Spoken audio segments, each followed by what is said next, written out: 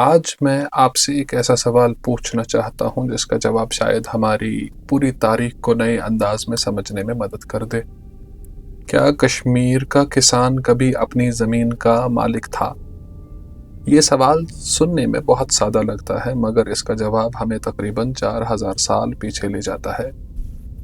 आज आम तासुर ये है कि कश्मीर में जागीरदारी डोगरा दौर की पैदावार थी। इसलिए जब भी जागीरदारी का जिक्र होता है तो जहन फौरन 19वीं सदी की तरफ जाता है। लेकिन तारीख इससे मुख्तलिफ तस्वीर पेश करती है। डोगरा हुकूमत से पहले, मुगलों से पहले, अफगानों से पहले, सिखों से पहले, हत्ता के मुसलमान सलातीन से भी बहुत पहले कश्मीर में एक ऐसा निज़ाम कायम हो चुका था जिसमें ज़मीन पर आखिरी इख्तियार हुक्मरान का था। सवाल ये है कि इस निज़ाम ने जन्म कैसे लिया और इसने सदियों तक अपनी जगह कैसे बरकरार रखी।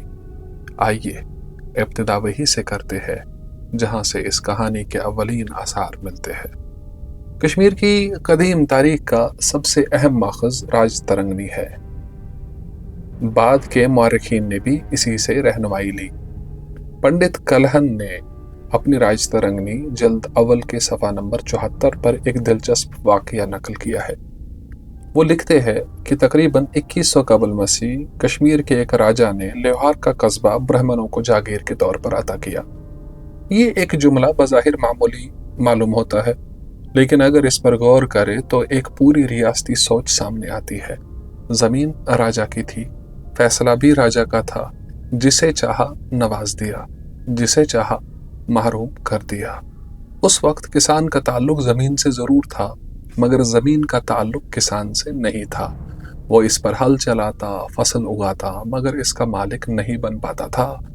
यही वो बुनियाद थी जिस पर आने वाली सदियों में जागीरदारी का पूरा ढांचा खड़ा हुआ। ये रिवायत एक बादशाह तक महदूद नहीं रही। तारीखी रिकॉर्ड बताती है कि कश्मीर पर हुक्मरानी करने वाले कई खानदानों के अदवार में यही असूल नाफिज रहा। ज़मीन रियासत की समझी जाती थी। जागीरें ज़्यादातर शहजादों, फौजी कमांडरों, ब्राह्मणों और दरबार से वाबस्ता बाअसर खानदानों को दी जाती। आम किसान इन फैसलों में कहीं दिखाई नहीं देता था। उसकी हैसियत सिर्फ एक काश्तकार की थी। वो ज़मीन आबाद करता था, इसे विरासत में हासिल नहीं कर पाता और न ही उसे अपनी मर्जी से बेच सकता। सोचिए, अगर एक इंसान कई नस्लों से एक ही ज़मीन पर खेती कर रहा हो, लेकिन उस ज़मीन पर उसका कोई कानूनी हक न हो, तो इसकी ज़िंदगी कितनी गैर यकीनी होगी। ये सवाल सिर्फ कदीम कश्मीर का नहीं, ये आने वाली पूरी तारीख का सवाल है। 14वीं सदी में कश्मीर में मुसलमान सल्तनत कायम हुई।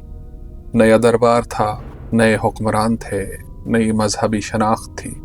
कुदरती तौर पर उम्मीद पैदा हुई थी कि शायद अब ज़मीन का निज़ाम बदलेगा, मगर क्या ऐसा हुआ?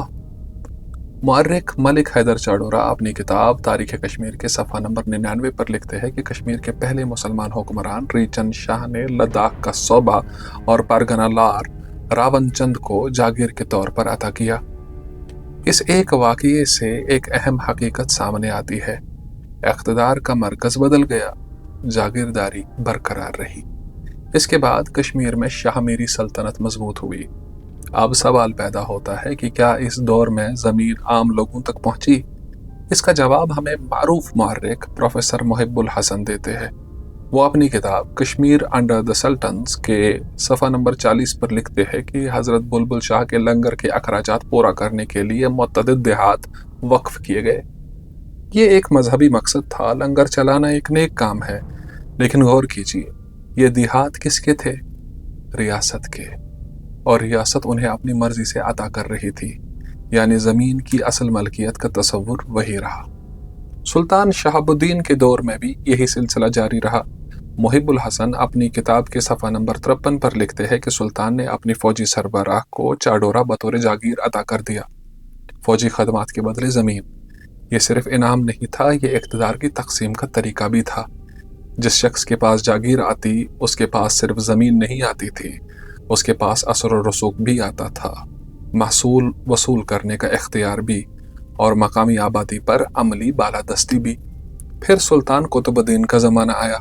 मुहिब्बुल हसन अपनी किताब के कश्मीर अंडर सुल्तान्स के पेज नंबर 58 यानी कि 58 पर लिखते हैं कि जब शहजादा सिकंदर पैदा हुए तो खुशी के इजहार के लिए अमीरों, वजीरों और अफसरों में जागीरें तकसीम की गई। आज के दौर में खुशी के मौके पर तहाइफ तकसीम किए जाते हैं, उस दौर में देहात तकसीम हो रहे थे। सोचिए, किसी बच्चे की पैदाइश की खुशी में किसी और की ज़मीन किसी तीसरे शख्स के नाम हो रही है। ये इस ज़माने की सियासी और माशी निज़ाम की झलक है।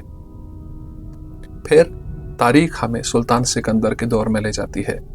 उस शख्सियत के बारे में मुख्तलिफ आरा मौजूद है, लेकिन जागीरों के हवाले से मुतअद्दिद मौरखीन एक नुक्ते पर मुत्तफ़िक़ है। PNK बामज़ई अपनी किताब culture and political history of Kashmir के सफ़ा नंबर 320 पर लिखते हैं कि सुल्तान सिकंदर ने बड़ी तादाद में जागीरें उन ख़ानदानों को अता की जो तैमूर के हमलों के बाद कश्मीर में आबाद हुए थे। इस दौर में खानकाए मौला के लिए भी जागीरें वक्फ की गई। यहाँ एक दिलचस्प बात सामने आती है, जागीर सिर्फ सियासी इनाम नहीं रही, इसका इस्तेमाल मजहबी इदारों की सरपरस्ती के लिए भी होने लगा। अब सवाल ये है कि क्या ज़ैनुल आबिदीन, जिसे लोग आज भी बड़शाह के लक़ब से याद करते हैं, उस रिवायत को बदल सके? RK पारेमो अपनी किताब a history of Muslim rule in Kashmir के सफ़ा नंबर 320 पर लिखते हैं कि ज़ैनुल आबिदीन ने इक़्तिदार संभालते ही मुतअद्दिद सईद ख़ानदानों, ख़ुसूसन मीर मोहम्मद हमदानी के हामियों को जागीरें अता की। ये फैसला अपने सियासी और मजहबी पस मंज़र में समझा जा सकता है, लेकिन एक हकीकत तब्दील नहीं हुई। ज़मीन की तकसीम अब भी हुक्मरान के इख्तियार में थी। इस मकाम पर एक लम्हे के लिए पूरी तस्वीर जहन में लाइए। सदियाँ गुजर चुकी है, बादशाह बदल चुके हैं, दरबार बदल चुके हैं, मजहबी शनाख्तें बदल चुकी है, लेकिन एक चीज़ मुसलसल कायम रही, ज़मीन का आखिरी मालिक रियासत थी, किसान नहीं। इसलिए कश्मीर की तारीख को सिर्फ हुक्मरानों की तब्दीली से नहीं समझा जा सकता। ज़मीन किसके कब्ज़े में थी, ये सवाल ज़्यादा अहम है, क्योंकि ज़मीन ही ताकत थी, ज़मीन ही दौलत थी, ज़मीन ही सियासत और ज़मीन ही मुस्तकबिल का फैसला करती थी। लेकिन कहानी अब भी अधूरी है। सुल्तानों के बाद कश्मीर में चक हुक्मरान आए, फिर मुग़ल आए, फिर अफ़गान, फिर सिख। क्या उनमें से किसी ने जागीरदारी को ख़त्म किया, या हर नए दौर ने इस निज़ाम को पहले से ज़्यादा मजबूत बना दिया? अगली किस्त में हम देखेंगे कि जागीरदारी किस तरह एक ऐसा निज़ाम बन गई जहां चंद ख़ानदानों के पास हज़ारों कनाल ज़मीनें थी और आम किसान अपनी पूरी ज़िंदगी मेहनत करने के बावजूद अपनी ही पैदा की हुई फसल का मालिक भी नहीं रहता था। फिलहाल समाअत के लिए बहुत शुक्रिया।